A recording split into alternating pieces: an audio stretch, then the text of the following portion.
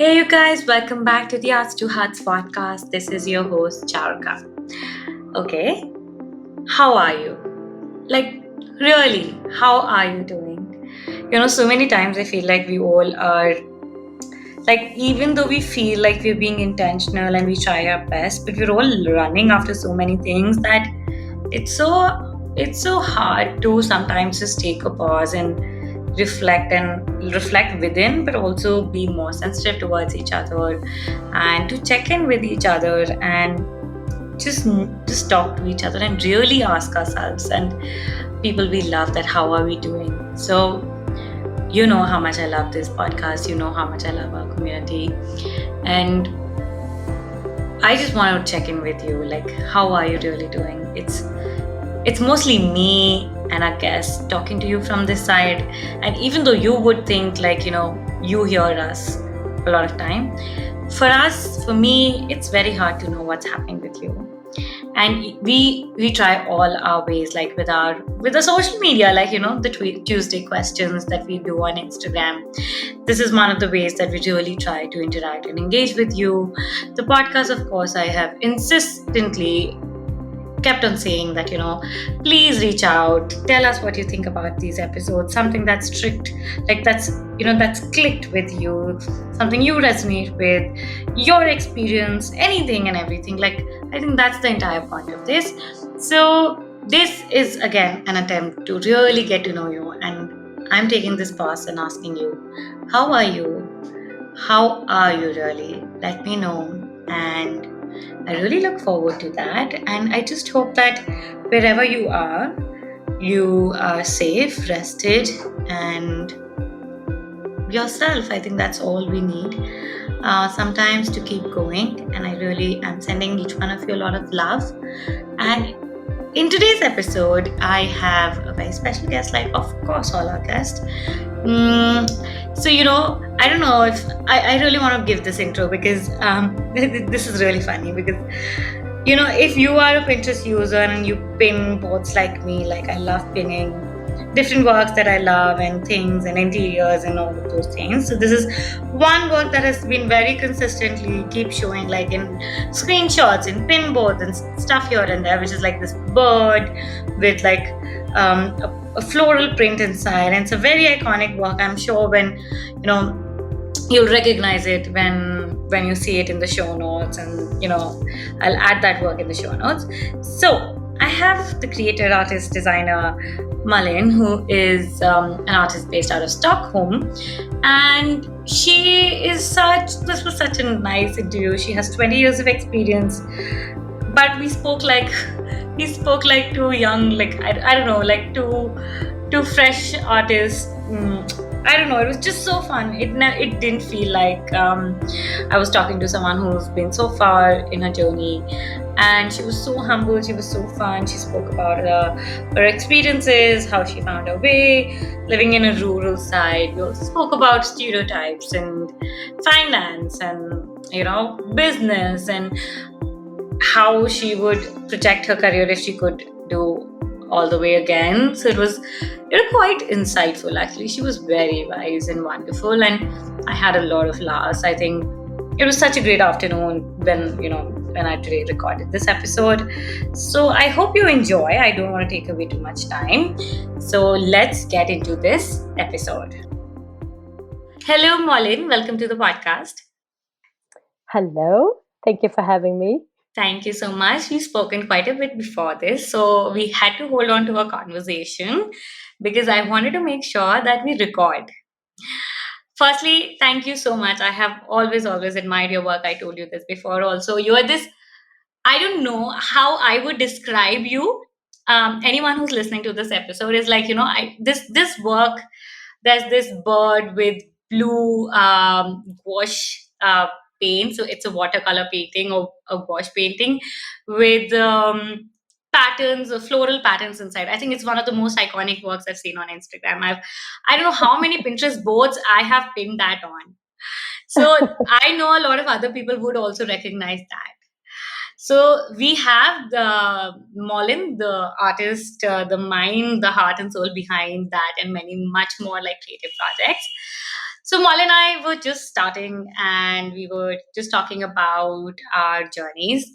And you know, before we get into this episode, Molly, we were just speaking about our experiences about like how I grew up in India versus yours. So let's start there. Let's talk about how what's who you are, where did you grow up, how have you come here? What's your Yes, story? I'll try to remember since it's quite a long time ago, but I'll see what I can do. No, but I've grown up in the countryside in Sweden, and I'm born 1975. So you have to like think Wow. this is rural, you know, Oh my um, God. just in the middle of the forest. And I was on my own until I was 6 years old when my brother came. So I spent a lot of time just in nature, trying to entertain myself since there were no, iPads, anything like that. Yes, absolutely. So, and of course, I had animals and I had horses and these kinds of things. But I spent a lot of time in Rabbit. nature and rabbits as well, and Yes, cats and I dogs and get things like this. it. And I think I sort of got by making up my imaginary worlds, and it's because you just have to do that, out of boredom somehow. So Yeah. I would just make up these stories about little sort of gnomes and things living But would you like, in the would you, forest. those stories were like something that you would cook up in your mind and tell to yourself, or were you also visually like painting or drawing at that point? No, I actually didn't. I would just keep Okay. them in my head and come back to the same stories every day. I would just sort of leave it and come back and see what had happened, and just continued. Wow. So I did that, but I did start drawing at a very early age, and that was also, I think, because there was not much to do, so you have to come up with something.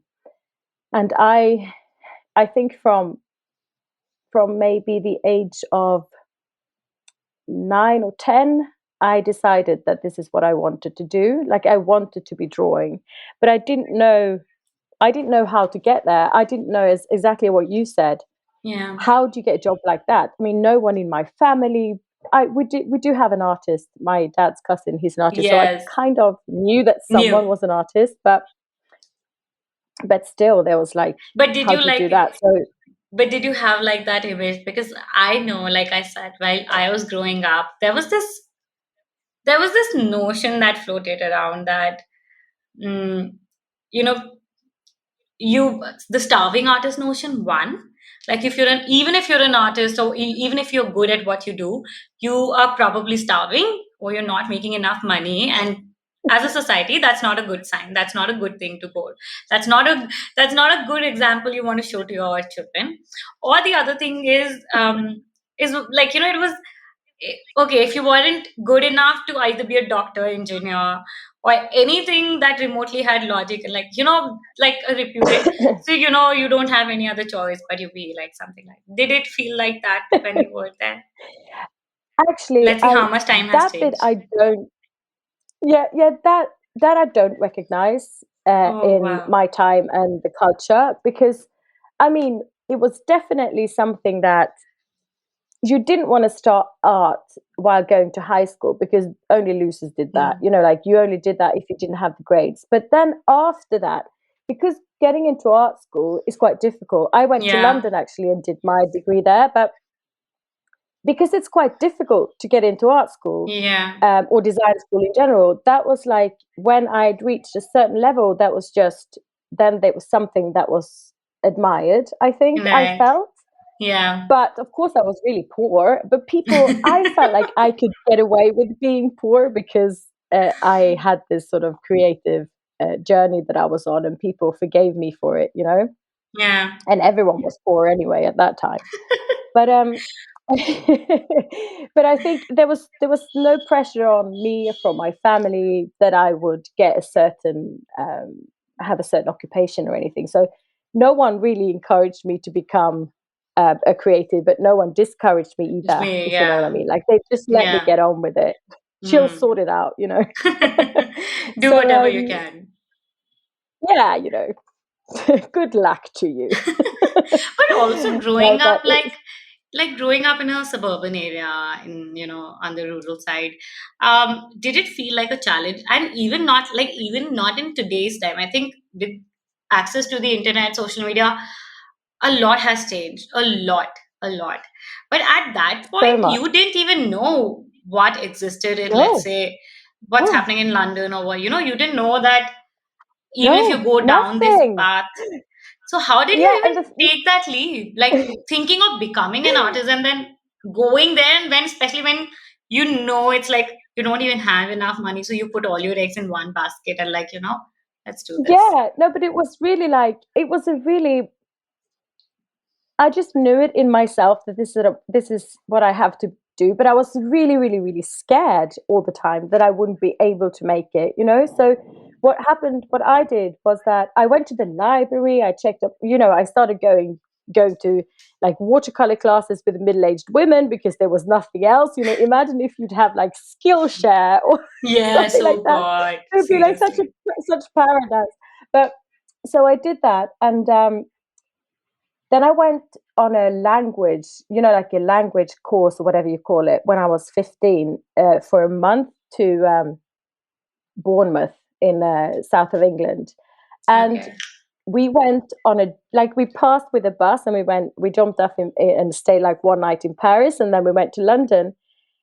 And like the first time I came to London, I was like, my What's mind this? was blown. Learn. I was like, why did not anyone tell me about Tell me this? about this. Oh Why God. did this exist? And no one told me. And I remember walking into the Top Shop at at the Oxford Circus, like the really big one there that was massive in the 90s. And I loved it. So I think from there, then I started to realize, okay, there is a different world and I can I can be part of it if I want. Yeah. And so yeah, I started like that. And I decided I just took classes, and I went to London to work for a little bit, like half Yeah. a year to work in a hotel when I was about 19. And then I heard about Central St. Martin's Yes, you started from from the Central St. Pulp song. Martin's. Do you know that Pulp? Do you know Pulp? Yeah, yeah, There's a Yeah, and they yeah. have the song that Central St. Martin's mentioned, and that is for real how I found out about that Oh school. wow. Oh my goodness. But So I'm I can't even imagine. I feel like what year was that? that must have been 1995, I think. So it Yeah. doesn't sound I'm sure it wasn't as easy as it sounds right now, because I think even today, to take the leap um of investing, like a lot of people feel like art schools are expensive, and they're not even like a joke, like they're hell expensive. It's like, I'm still paying off mine. oh my God, see, look at you. Yeah, I mean, people pay their debts all their lives, and I think it's so scary because a lot of people don't even end up doing why they went there in the first Yeah, place. And yeah, it's a very scary exactly. thought. It is a scary thought, and I think you have to be. I think like with everything, you have to be certain that that's what you want to be doing. Of course, you can change your mind, but like you don't want to go to art school and not take it seriously. For example, Yeah. like some people. I was. I think because I had traveled, I'd been out traveling for about 2 years before I went to art school. So I think I was 22 when I started. So that was in England, a mature student. And I was like, are you kidding me? I'm 22. Like people started when they were 18 or 19. And I was just Oh like, God. you don't really know what you want to be You doing. want doing. You might not. Yeah. So Yeah. since I was so mature, I really put in all my efforts in my study. I knew it costed money, and I knew that I loved being in London, and it was really hard. I mean, I worked as a waitress and all different kinds of jobs to just get through, even though we have a good system in Sweden where we can loan money for education Okay. and we don't pay so much interest on the Oh actual wow. loan. So that's why I still have, it's a good system. Yeah. And That's so nice to hear. um, yeah, but still the money was not enough because it's an expensive education, isn't it? Just like Yeah. because I did textiles and just like fashion also, it's an Yeah. expensive. You have to buy a lot of It's not materials. only, I think it's not only expensive in the sense of just the fee, but also like not that creativity Yeah. comes at a cost, like, but also it does. Like, I remember when I went to Milan, especially I think it makes a lot of difference when you're, so I had both the experience. So I studied fashion while I was in India, and then I did a small course and I went for a couple of months to Milan. And within India, even I was on always on a tight budget. Even then, I think just being familiar with spaces, always knowing how to find alternatives and stuff like that, it was Yeah. easier. But when I went to Milan, and I felt like I didn't know spaces. I didn't know where to go. I didn't know where to find. Like, I knew where to find dump in India. And I had the confidence, Yeah. like, even with fashion, I would, when we would have these like shows and stuff we had to make. So people would go to these fancy shops where they would have like these expensive fabrics, best of the fabrics that can be available. And I knew I couldn't buy them, but I of course wanted to do good. So I knew spots where people would discard the extra fabrics of those expensive fabrics, and that's where I Ah, would go, and I would source my fabrics from there. So it I think it makes a lot of difference. When I went to Milan, I didn't have enough money, and of course, it was in itself a huge cost.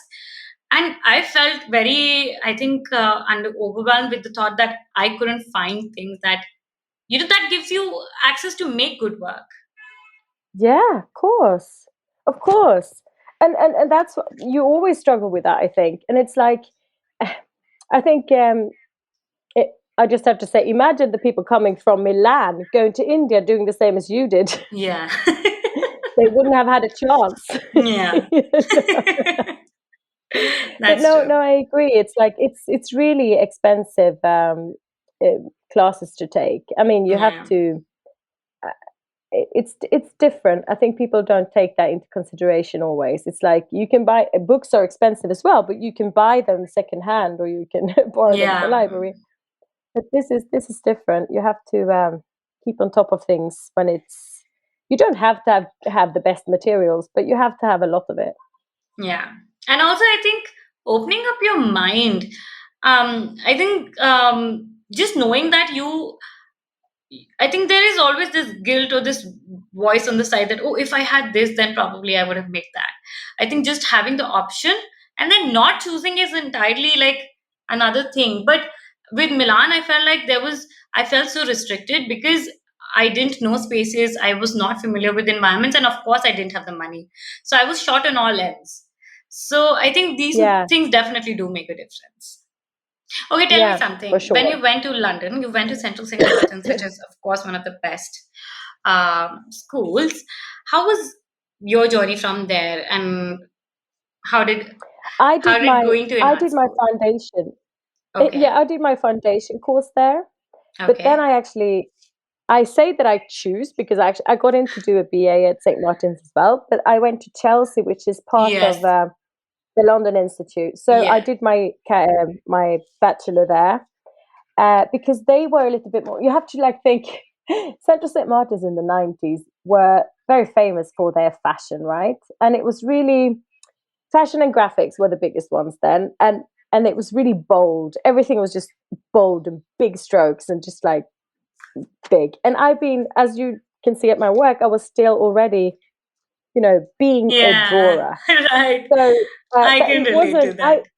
Yeah. So it wasn't really. I didn't like. I really loved my foundation classes, and we experienced with different. I had to choose. That's when I chose Chelsea. textiles. Yeah, Okay, and I chose textiles because I did like ceramics and graphics and scenography and all different kinds of stuff. so But I sort of what course were you in the beginning?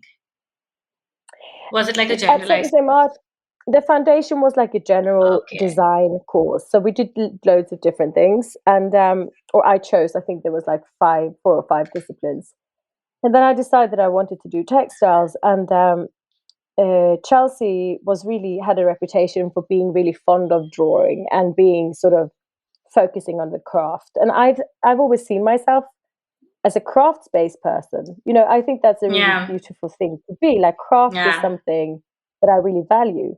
So for Yeah. me, I'm not a conceptual artist. I'm not a conceptual person. I can, of course, have ideas along those lines, but I don't. It doesn't really interest me as much, so, because I'm really focused on the actual process. Yeah. So Chelsea really was a really good fit for me because of Okay. that. So, Yeah, I how many years did you spend in Chelsea? 3 years. So one Three year in years. St. Martin's and 3 years at Chelsea. Yeah, Then yeah, what? it was good. I really loved going to college. Ah, so nice, Ria. Your work is a very beautiful blend of art, design, illustration. I think like it fits. I'm trying to understand how did like you are technically very sound. Your work is very fine, and I think I personally have a I have that aesthetic myself, and I absolutely love. I just love that style, and I love the intricacy. I think you can get And it's lost in it's that forever. yeah, and I totally know what you mean, because the thing is, I did not. My work was not like that when I was at Chelsea. Yeah. It was much more, uh, not as decorative. But then, of course, because I then went into the working environment, and I worked as a textile designer for 12 years, as an Wow. employed textile designer for like quite a few different companies. So I see myself as a decorative Yeah. illustrator, Yeah. or a um, illustrative textile designer, if Texas you know what I man. mean. Yes, Yeah, absolutely so makes sense. I am at the root. I'm a textile designer. I think it's Yes. that's why my work is decorative. Then that's very interesting. Now tell me something. I think I have figured. Like I'm going to ask you a question for myself also now. Yes, I think this is yes, something. When I came, I didn't come from an art school. I came from a design school, so I was trained as a designer. I always looked at things. For me, aesthetic, even till today, like is a huge part. I like to make beautiful things. I like to, like like you said, it's an important part for me. But when I was trying to find myself as an artist, I constantly felt the pressure of if I wanted to be an artist. Like today, I think the word is way wider, way different. The lines are so blurred, but and also I think we're all fighting for that, and we all need that. Um, but at that point, I think a lot of us get confused because people feel like, oh, should I be a fine artist? Or we know this is the skill I have. You knew this is you were good at something. But then how did you figure out that um, that you want to be an illustrator, or you want to go into the fine art, or like both, or like stuff? but I think I have exactly the same thoughts now. They sort of never go away, because I Really? when I yeah, it's I think you just have to befriend it. You have to just realize that it's because exactly what you said there. The times has really changed, because when Yeah. I did textile design, you were a textile designer. You were not an illustrator. You were not Artist. an artist, and Oh that's my it. Like you're god. a designer, Oh God. of course, I this and hurts. I can't even tell you. When I moved from design to art, where I used to work with a couple of artists, they would never call me an artist. Never. They would always call, yeah, because for me, because for them I came from a design background, and because I was a fashion designer. Um, yeah, I wasn't an artist. And honestly, it felt very bad to me, because for me, I wanted to break out of that box, because as a designer, I was always trained to solve a problem. Like, you have to be practical, and like, yeah. like, and I didn't want to be that. I mean, of course, I love what I do even then. And I love my identity as a designer, but I also wanted to be more than that. And I felt very confused when people would say, "Oh, you're not an artist. You're a designer, or you're an illustrator. Or this work is not painting. This is illustration, or this is, stuff like that." And I felt very confused. And I think that is so normal of you to feel confused with that, because it is still not. People love to put other people in boxes as well. You can never Yes. forget that. That's like it's very confusing for some people, but you have to remember, like, I have the same.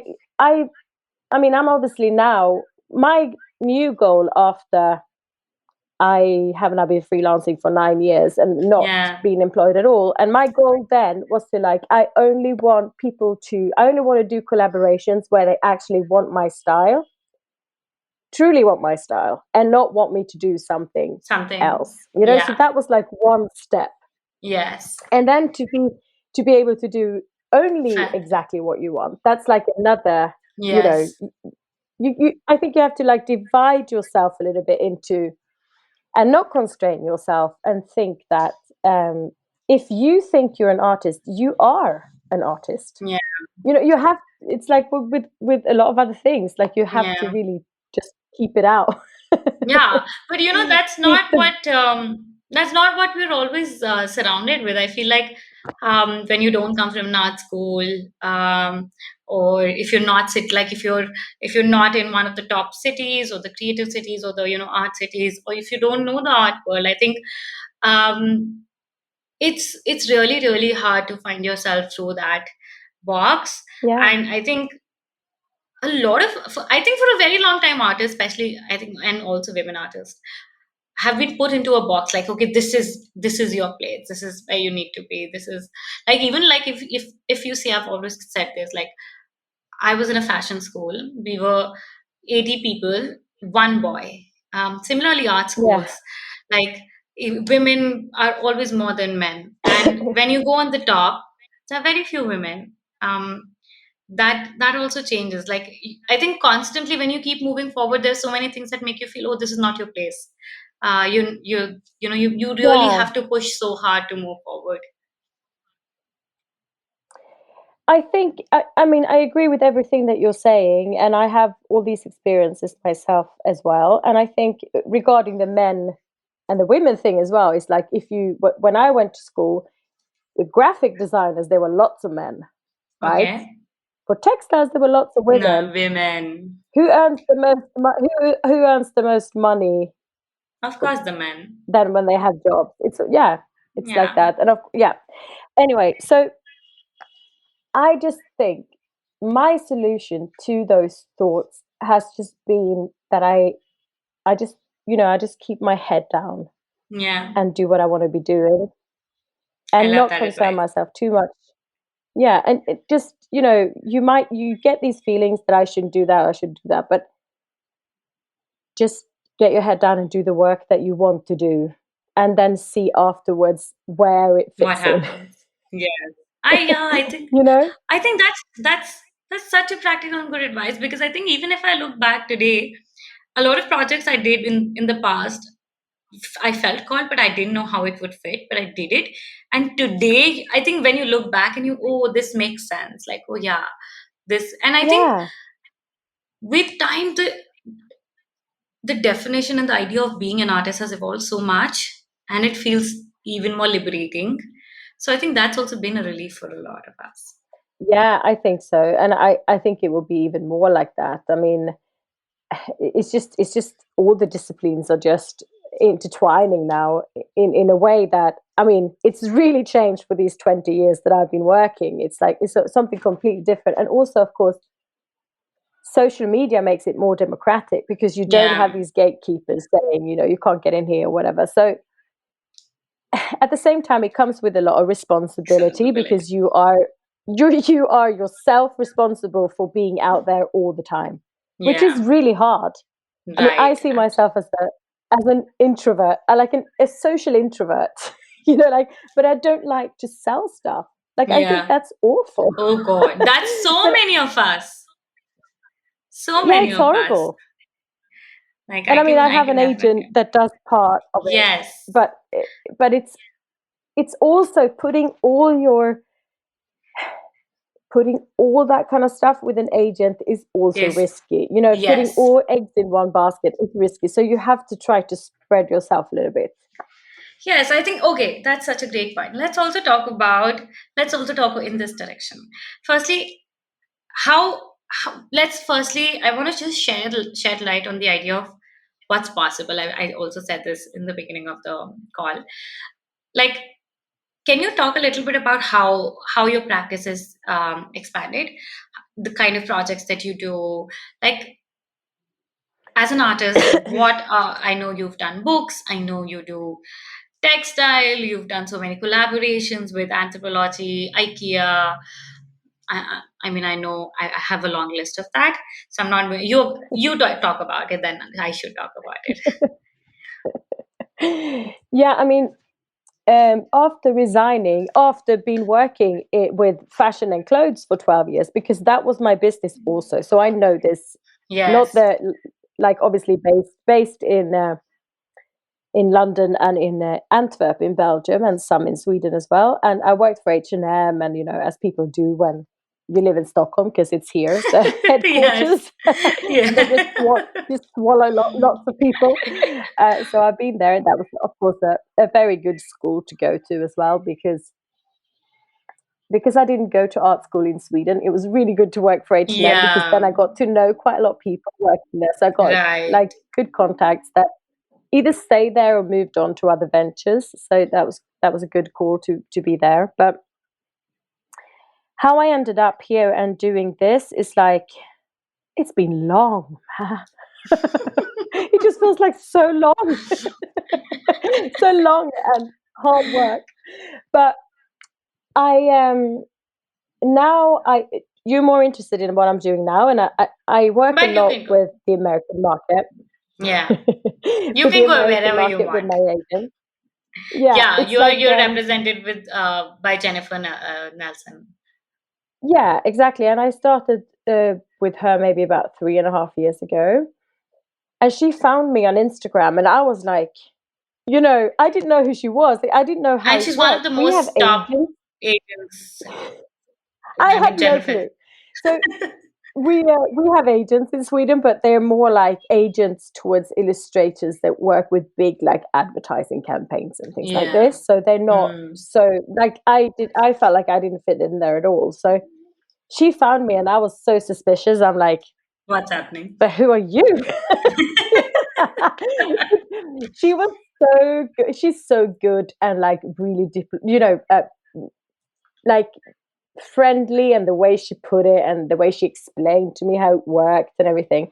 And then I had the opportunity to, because she was going to Lake Como in Italy with some of the illustrators for an art retreat. So she invited me. So that was really good because I could meet her in person Yeah. and spend a few days with her. And that it just felt like really natural thing to do, to sign with her. Oh wow. And it's really lovely to have someone to like bounce ideas off and ask for advice. And I would not be working, I think, with the American market if I didn't have her, because the contracts I don't understand, they are so long and weird. And also I have a license gallery with her, so, and we don't do license really in Sweden either. People buy, you do Oh. commissions mostly. So I Oh. have a license gallery with her, which is kind of something I didn't have before. Yeah. So That's also that was quite interesting. diversification of your income stream, because licensing gives you an option of expanding your income versus writing off just one time. And sometimes it's even hard to do that, I think. Um, Yeah, it's like I really, I mean, it's quite enjoyable because it's like, of course, some images you can sell 5 times, and yeah, quite a few images you never sell. yeah, But it's yeah, like you can do these things in between projects, and yes. you can see them as your own personal work, and you can get them out of your system and then put them in there. So I quite like that actually. So with Jennifer, you create a body of work on your own, and then you share it with your agent, and like that's how it works, if I got it right. Yeah, yeah, and then she's got a gallery for each and every artist, and we it's quite a complicated system. When it's done, it's done. But like you have all these code words for every image, and we set them up a certain way. And so if people are looking for mermaids with pink Yeah. hair, they can write that in, and then it sort of comes up, and it Right. works really well for well Amazing. organized. Which I would, if I did it myself, it would just be take too much out of my painting Yeah. time. Yeah. Yeah, I think finding great, like, um, aligned collaborators is also one of the very important points, necessities also, I feel like, today as an artist, because we can't do it all alone. um, Even if we did, it would take away so much of our time of why we're doing it. And if we find the right people, I think it makes a lot of difference in our journeys. Yeah, I think you have to be really, and I try to be more proactive in my working life than I have been before. It's like in the beginning, I think I was just like, "Oh, thank you. You want to work with me? Yeah, That's great. I'll just take yeah, anything." Like most people. And you just try, you just work, and you don't know when it stops, and suddenly it stops, and you get really nervous. But yes, now I try to plan my work. I know a little bit in what direction I want to be doing. I say no to things. yeah, I mean, I know this is a privilege to be able to do that, and I definitely have dry spells where I get nervous still when it's like quiet. yeah, I think that yeah, will never disappear. But if I really feel like this is not for me and I don't want to be working with you, I say no. And yeah. that's really liberating I think because yes. I've done so many mistakes. I think yeah, that's so right, because I think that I see this as a common pattern over all our interviews. I feel like we all start and we feel like if someone is consuming our work, paying for our work, or just being appreciative, we feel so grateful and indebted. Oh my God, this is a favor that they've done. Yeah, Like, yeah. and that's so strange, because if you would ask like an accountant when they got hired, or like an engineer for, I don't think they would have all would have had the same pattern as artists do. Like, and So it takes a lot of unlearning for, or to understand that as much as we need them, they need us. yeah, and I think that's why, and I really encourage people, that have not been doing this for long, or they want to get into this, or develop their career or something, that you have to charge money, Yeah. because it's the only way we can make it a legit, Yeah. career. Because Yeah. if you give things away for free, it's bad Free. for everyone else as Yeah. well. I mean, you have to start at a lower level, of course. I mean, when you're just starting out, but try not to never do things for free, and don't buy into things when they say you're going to get exposure. Okay, tell me something. How was your If you journey of don't feel, if it's not for, if it, sorry. go ahead. Say what you were. No, if it's not for a good cause, if it's, I just Yeah. have to say that if it's a good Yeah. cause or something, of course, the competitions where they don't want to pay you and they want to, oh, it makes me so mad. Yeah. That's true. And I Stay think away from people that don't it's value you. a balance where I think I see, for me, I think I see two different patterns, especially now as we work with emerging artists and I speak to contemporary artists and being an artist myself. I think and I think this is a great perspective for me because I didn't come from an art school. So I think it has its own sets of advantage. When I do as an artist, like as a designer or business or anything, I always knew that if I needed to move forward in life, I didn't need someone to come and choose me. I had to invest in myself, in my work, in my and whatever way that meant. If I had to learn a skill, I have to invest that money and do that. Or if I need to move forward in business, I need to take, or if I need, let's say, a media or a press or like stuff like that. We all like how businesses work. And on the contrary, I also knew, on the like I'm trying to show the contrast where I've seen a lot of artists, if been exploited, where they've been paid an exposure and it's really not an exposure. But I also seeing the flip side where a lot of artists feel that things are only going to come to them and they're not willingly investing in their own careers, be it financially or with their time or whatever way we can all do. I think the idea of just making art and then happening things, I feel like it's still something that we need to challenge and we need to rethink as artists. And um, if you, I think we all, like, even if before even having your agent, let's say you, before the library that you today have with her, or keep continually building, you know building, like, let's say you invest in your work, you build, let's say, 100 designs or 50 or whatever that number is, without knowing where those would go, and even if that would go anywhere or not. Yeah. Yeah, yeah, yeah. That you have to keep, I mean, that's the thing, is like you always have to keep working. That's the stress about this as well. And of course, I'm a designer just like you.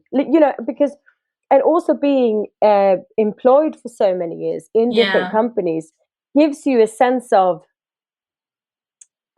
commercialism, I yeah, guess. You yeah, realize, like I have to do stuff, and I mean, I still struggle. Sometimes I hate what I do because I just think like, is this even me? Because when you've been yeah, employed for so long, you just, mm, I've been doing what other people want me to do. So yeah, it's taken me these well, 9 years to feel, okay, I'm getting closer. But that's what I mean. It's yeah, just never going to end, is it? I'm always going to try to. I'm always like that. I get fed up with it, and then I'm like, oh my god, I have to. I have to. I want to new be here. I want to be now. here, and I know that I could be here, but I'm not capable yet. So, you know, Yes, makes and I sense. think that, yeah, Look, what was the hardest thing when it came to being in the business of art? What did you struggle the most with? I struggled mostly with that, with feeling like like what a lot of people say as well, like really finding my style that I could feel that I could ground myself in, if you know what I mean. Like I could Yeah, rest in my style, yeah, because now I feel like, now I really feel rested in my yeah, style. Like I know I it just sunk in somehow. And yeah. saying that though, I want to definitely take it other places, but it was, before that I just really felt like I was just, we call it a print monkey. And you just draw, you just do prints for clothes, you just make a lot of things, and working towards trends, which I've done a lot, and doing a Textile, lot of trend because research, and yeah, yeah, as you have, of course, yeah, and traveling and doing amazing trips and doing all these um, trend presentations and things. And I feel like I wouldn't say I'm uninterested, because I'm not actually uninterested in fashion, because I yeah, could see myself sort yeah, of being, depending who you compare with, but I'm not interested in trends like in anymore. yeah. I'm not. Oh It my doesn't. God. I can relate to that. My mom was a big time Yeah, fashion freak, and I studied fashion. And I didn't know then that I know this today. And every time I would go back home or something like that, and she was a big time, I think she was a true fashion addict. So she would ask me, like, oh, what's in trend these days? And I would be like, I would tell her, I would get very annoyed. And I'd be like, Mom, fashion is not about trends. Fashion is not about trends. And um, now I realize that she wasn't wrong. She was quite, like, that's how fashion also worked. For me, fashion, yes, for me today, when I have disassociated myself as a role, like, I still love fashion, I love clothes. I think more than fashion, I love clothes and textiles. I'm not driven by trends. I love crafts. I think yeah, that was then I learned that she really loved fashion. She would notice the cards, and this is trendy, and I would yeah, notice, oh my god, this is 70s, or like, look at this textile, or this print, or like stuff like that. So I think when you go down those roads and you explore your interests, and that's how you figure, like, oh, I like this now, but now I know why I like this, so I'm not putting this pressure of myself. Like, I was so disappointed when I quit fashion, and I was like, this was one thing I always wanted to do, and what do I do now? But now I know that I wasn't ever interested in fashion. i was always interested yeah. I was always interested in the culture, and the creative, like, Do you know? I know so many fashion designers over the years, that's a good friend of mine's, that that chose fashion for that reason.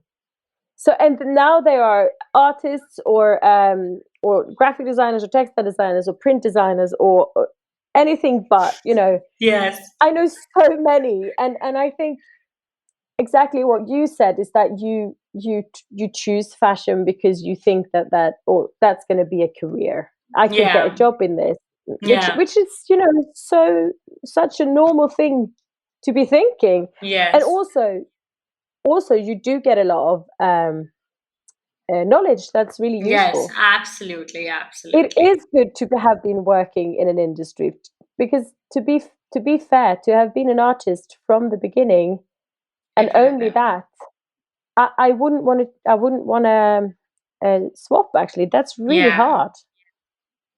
I And think. also contacts that you've built over the years. I think, what do you think your role as working in the textile industry before and then being an artist has with all the work that you've done so far? Like, um, because working 13 years in an industry does get you somewhere.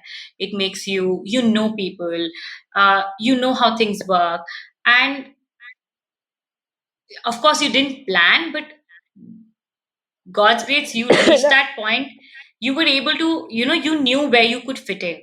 If you wouldn't have been there, you would have found like a lot of us keep thinking, oh, where do I fit in? I know who I am now. yeah, Where do I go? yeah, and I think I always kind of felt like when I was working, being employed as a textile designer, I had the urge of becoming like still being a textile designer, but working with different types of clients or Yeah. being, you know, and I still love textiles. Like even when I do stuff for IKEA, when it's only focused on the fabric, like it's only focused on the pattern, I still love doing textiles. I think it's a wonderful material in every way. So Yes. so of course that was my, if I hadn't done that before, it would have been much harder for me Harder. to go Yeah. into that. Yeah, yeah. And I mean I learned so much also technical stuff. Like I'm quite good at you know, Photoshop and all these things. Like I've Yes. always Oh had my God. access. Absolutely. I would say, So yeah, I would say that learning Photoshop was one of my biggest takeaway being an artist. I think it yeah. pays to me even till today. I like, as a designer, I don't think I can't even tell you how I'm very tech friendly. And I'm really grateful for the time I have. Even today, I work beyond just art, the podcast or the arts to hearts or online, whatever we're doing. Um, it also comes from my experience of working in different fields because I love to do that because I love when I learn something from A and then I apply it on B and then, you know, vice versa. I think I feel more I empowered as think an it artist. Yeah, I think it's a very big advantage. And also, as you said in the beginning, where it's such a lonely thing to be doing Yeah. this. I mean, it's really, I find it sometimes like, and the older I get, the less I really don't want to be in an office. And I've done that. Like, I'm so Yeah. through with being in Yeah. a employed. I hope. I mean, you never know. Um, but you have to be very active yourself. You have to be Yeah. really, I have to be good at like planning lunches and Zoom calls and things with friends and that they're freelance as well, because otherwise you can become really Yeah. too much in Your your head self and discipline get, is quite important. yeah, yeah, for sure. And I think it's, you have to have true joy, you know, like true Yeah. joy of like really wanting to do it. Like people always ask me about that, like how do you have the discipline, and I don't even need it. Like I want to do it, of course, when I Yeah. have difficult Yes. like collaborations I have to do, but otherwise it's just like I just want to be listening to a podcast or a book and be painting. I love that. And you know, someone was asking me this question. I met another podcaster and no, I met someone who was not, who was within the arts but not an artist. And my usual podcast episodes are always like an hour long, and I have always loved longer episodes for some reason because for me, I'm always interested in more. Like I want to know more about one person. Like I'd rather go for like like I don't want quantity, I want quality.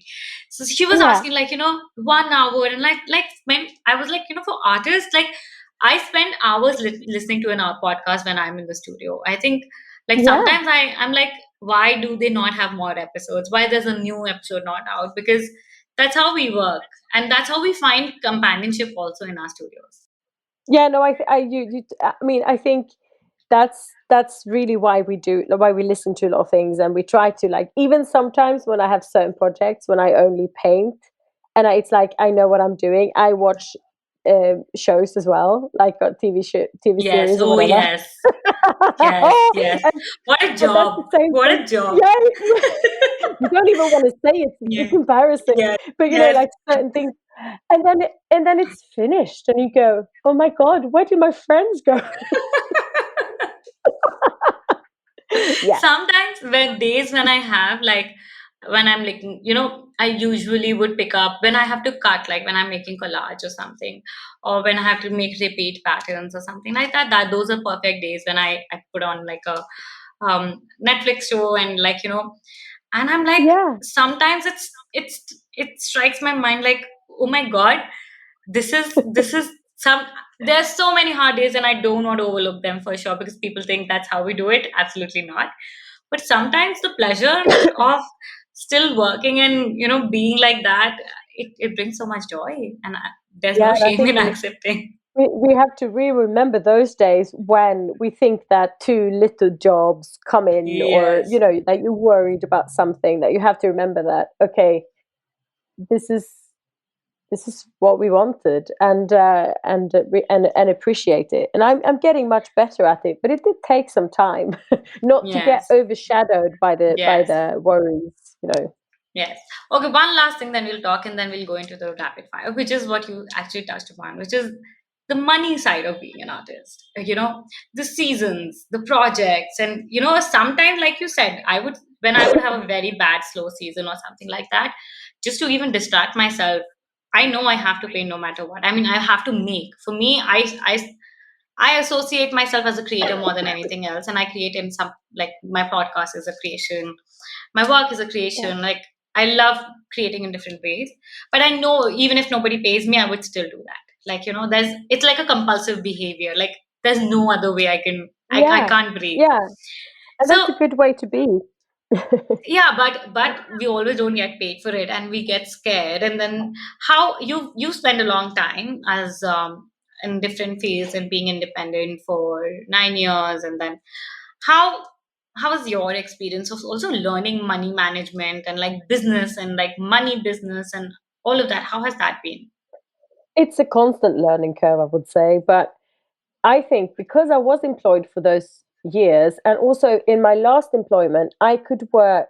Um, they were really good with like me working part time. So I think in the end, I worked about 50%. So I could start building up So my client list as I was yeah, having another job. And I would never, I would never have done it another way because it was just such a good start, I think. And perfect. because I had Yeah. many years in my back already, I could just sort Mm. of.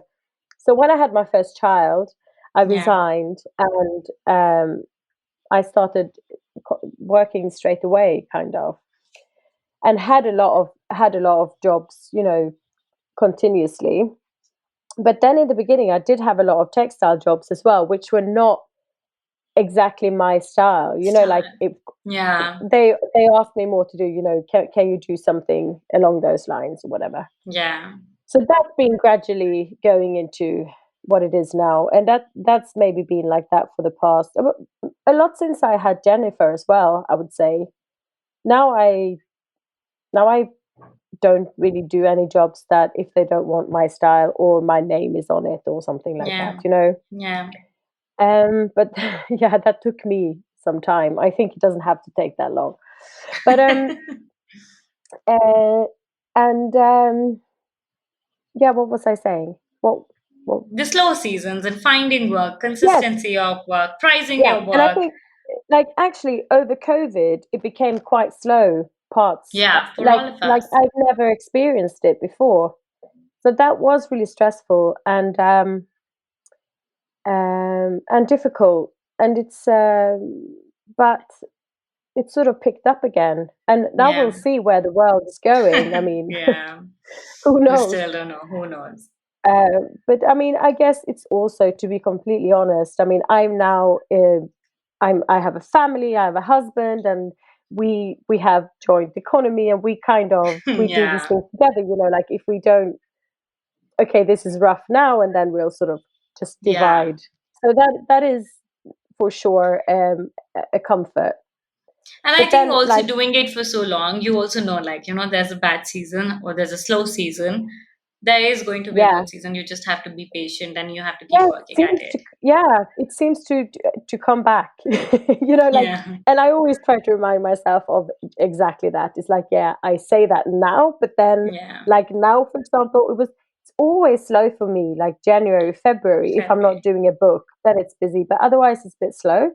And then now it's just like it goes like a catch up, and it's just into the summer, which my holiday starts soon with the kids Hmm. finishing school and everything. Uh, yeah, you should. I try to enjoy the slow times as well, yeah, so you I don't love have that. to Yeah, like. that's quite a great advice actually, because I mean, when we don't have it, we want it. When we have it, we're looking for something else. That's how it keeps Yeah, going. it's like that. Oh my Yeah. God, this was so much fun. Thank you so much. I am so, Thank so you. glad So we did lovely to this. see you. Same Yeah. here, but I'm not letting you go yet because I still have my rapid fire. So are you ready? Let's do Here we it. go. One thing you want to convey through your work in the arts. Joy, I think, and Oh, hope. love that. What's that one word that describes you the best? Oh, perfectionist, I Oh, think. wow. If you could have a studio anywhere in the world, where would it be? Oh my God. I want to say New York, but it's not like that anymore, I think. No, in the Swedish archipelago, like big house. Oh, I love them. Oh my God. Nah. When you get them, please let me know. I'll Yes, come yes, pay a yes, yes. visit. Art retreat. Art retreat. Oh Yeah. my God, yes, please, please. I need one for sure right now. If you could, okay, sorry, we did that already. Your biggest source of inspiration. Nature. I knew that one. Who's your favorite woman artist? Any point of time. Oh, do you know, I'm such a cliche. I really like Frida Kahlo. She's so You're really. not alone. There's so many of us. Exactly. It's just So many. such a, She's like a yeah. she's like a mantle we all want to go and worship and Just such a fascinating person. Yeah. yeah. Okay. Who's your go-to person when you're in trouble or in need of advice? Oh, maybe not advice, but I'll tell my husband, and then I have a really good. If it's advice, I got like a really good friend of mine that's also freelancing. I'll just phone her. Oh, We'll just talk on the phone like once a day, a lot of the time. oh wow. That's always fun, right? Yeah. But I hope your husband he's going to be very disappointed listening he's been discarded from the advice list. I'm like, advice? No, no. He's in another business. He doesn't get me. Then it makes sense. Okay. Yeah. If okay, who this can be a little longer than one word. Can you share one moment? I'm sure you must have had many. Something that you still really cherish that makes you feel grateful to be an artist, to do the work that you do. Like Oh, just anything. that is that I went to college, that I went to Chelsea and had Yeah. those tutors. That is, I'm Mm, so grateful for that time. Like, and living in London and living in London when I was young, because now I'd yeah. be too tired to be able to cope. But then it was very, very It fun. was a thrill. I like that. Okay. Mm, if you were to meet younger Marvin today, what advice would you give her?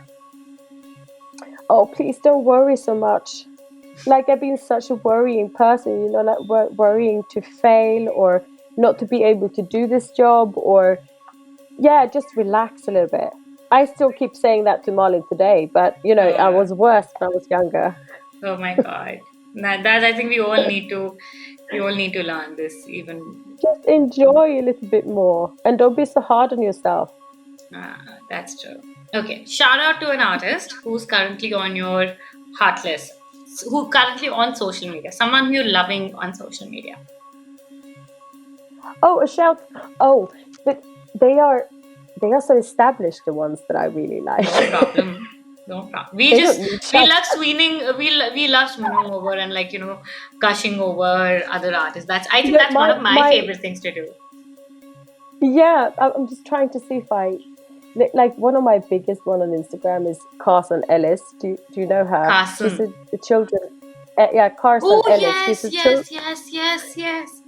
Let me. I love her, and the thing is, I actually found her through her husband. That is a singer of the Decemberists, which is also a band that I used to listen to a lot. And they are Okay. such a lovely couple, so I always I follow them on Instagram. Yes, I figured. Yes, yes, yes. Love, And love. they Yes. live in Portland, which seems to be so lovely as well, which I've never been. That's amazing. Okay, one last question, which is an advice that you would like to give others as a woman artist, as a as a creative entrepreneur. What is that you would like But to you know, share with other people? I would first start with what I said to my younger self, to not be so hard on yourself, to try to be a bit more, forgiving in general. and not be so hard on yourself, and try to enjoy what you're doing, and but at the same time be smart about it as well. Remember that you are a business, and that it Yeah, is a job. Don't yeah, sell yourself short, and don't be too grateful to people, because yeah, this is a job and you can have it as a career. But yeah, you have to be like, you have to treat it as a career, and yeah. not just, as we said, being grateful for someone coming and asking you, Right, but right. be have a plan a little bit Yeah, I love that. and Yeah, enjoy. yeah. Don't forget that. I think Yeah.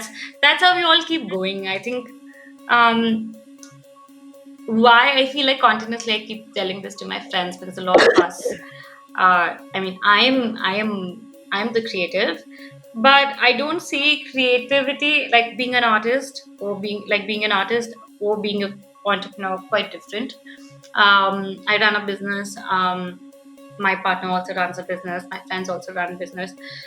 I think one thing that is very important is that we always remind ourselves that it's going to get hard.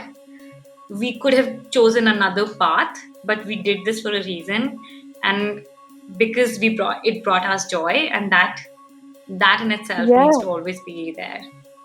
Yeah, because we only have one little life, that we can Yes, do. We have to cherish and do what we really, if we have the opportunity, and yes, yeah, it's important to do. And I like what you said in the beginning. You said, I want to do the things that fill my heart, yeah, or something like that. And it's yeah, so important. yes. Oh my God, I can't even believe 1 hour has gone by. Thank you so Yes, much. so fast.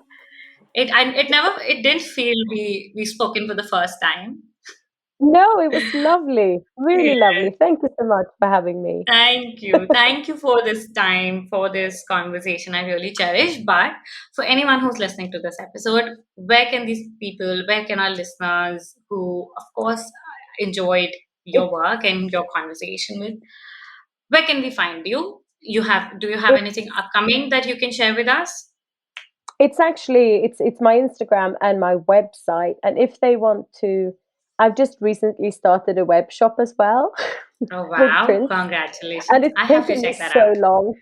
so long to do that, but now I've done it. And it's only about 6 prints, but I'm gradually sort of adding stuff to it. And it's really fun, and I'm so grateful that people are buying things, and it's really Oh, uplifting. wow. It's Yes. nice. Perfect. So yes, I will. Anyone who's interested, I will link Malvin's Instagram, website, web shop, works, projects, all on our website. So you make sure you check out the show notes. And again, I want to say a big thank you so much, and for everyone who's joined, thank you for listening. And Malvin, thank you so much for your time. I really had a great Thank you time. so much, and have a lovely summer. Same to you. Okay, thank you so much for listening to this episode. I am so grateful for each and every one of you who come back every week to listen to this podcast. I always tell people my podcast needs to feel some I just hope when you're listening to this podcast you feel like you're eavesdropping on someone's conversation. That's what I love to do, like as a podcast listener. I love when people are having very unfiltered conversation and I feel like they don't know I'm there, but I'm listening. So that's what I feel. Let me know if I'm doing this job right, if you want me to do better, and maybe some words of encouragement if I'm not too selfish. Like, who doesn't want validation? So I just, I love what I do, and I really hope you like that, you enjoy this. We put a lot of heart and soul into this podcast, into this platform, in this community, and I love each one of you so much. So let me know if you like this episode, what you want to hear in the future, any guests that you want us to feature, but also most importantly, please don't forget to send us a review. Please go on Apple, share this on social media. That's really helps us to take this forward, to reach to a wider audience, and to bring more artists, bring more guests.